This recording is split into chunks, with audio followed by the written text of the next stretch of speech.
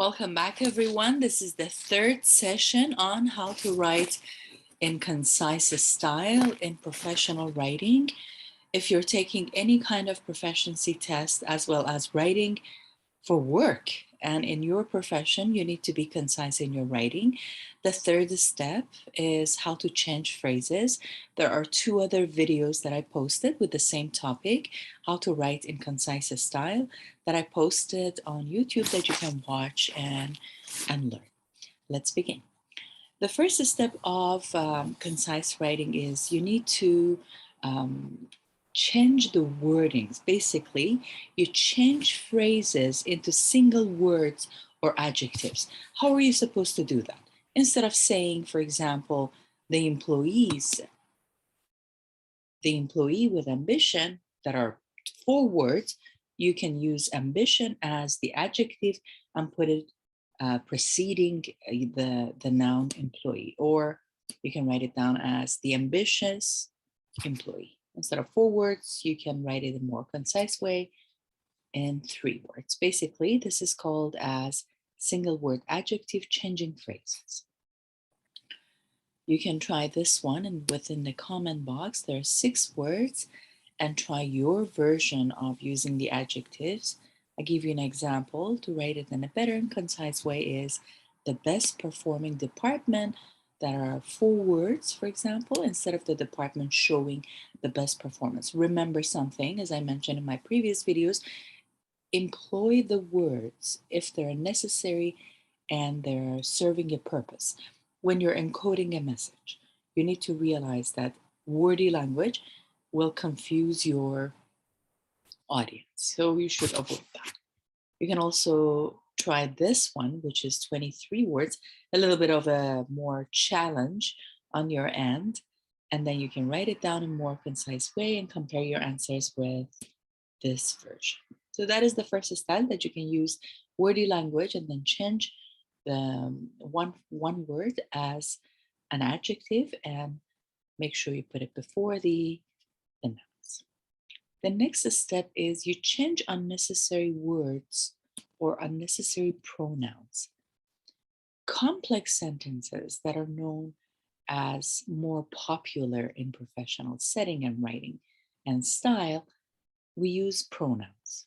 That, who, and which appear in complex sentences structures that are considered as pronouns. Complex sentences pronoun, either adjective clause pronoun, noun clause pronoun, or the adverb clause pronoun. I'm going to give you an example. In order to convey the meaning in a proper way and more concise style, you convert modifying clauses into a single phrase or single few words, let's say, rather than wordy language. If I say the reports, which was released recently, I can simply say the recently released report. I can cut it short. It is important to use complex sentences, but too many of them will make your writing too wordy and confusing.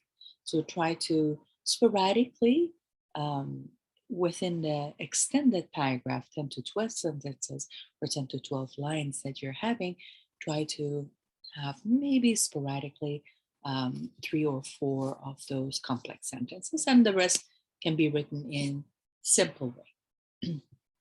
You can try the next one within the comment box and try to rewrite it in more concise style. There are 9 words within this phrase. All applicants who are interested in the job must. Instead, I can say all job applicants must. So with this one specifically, I use job before the applicants to make it shorter, and it has exactly the same meaning. The third step is you change passive verbs into active verbs. Remember something. Passive voice, we use passive voice that I will have one video specifically for passive and active voice, where exactly you need to use them. Passive voice is only used in report language. Basically, when you're reporting something, you use passive voice. Passive voice is used if you don't want to talk about the doer of the action, you don't know the doer of the action, or you don't want or you don't care to release or to say the doer of the action. At any point, passive voice or passive verbs are used by combination of verb be and the past participle of your verb, and you only use them in report writing. The next upcoming videos will be on APA citation and referencing and bibliography, annotated bibliography, and how to write the annotated paragraph, as well as how to write the report writing, and I will elaborate more on passive voice. So make sure that when you write your sentences, avoid passive voice. It is confusing and it makes your writing vague. Try to write it in active voice. For example, if I say an account was opened by Mrs. Sims, you can say Mrs. Sims opened the account, which is shorter, more concise, direct to the point, and it is active in verb style. You can try this one and within the comment box, and let me see how your answers will be. This is a sample answer in 6 words that you can enjoy. Thank you for watching, and I'll see you next time.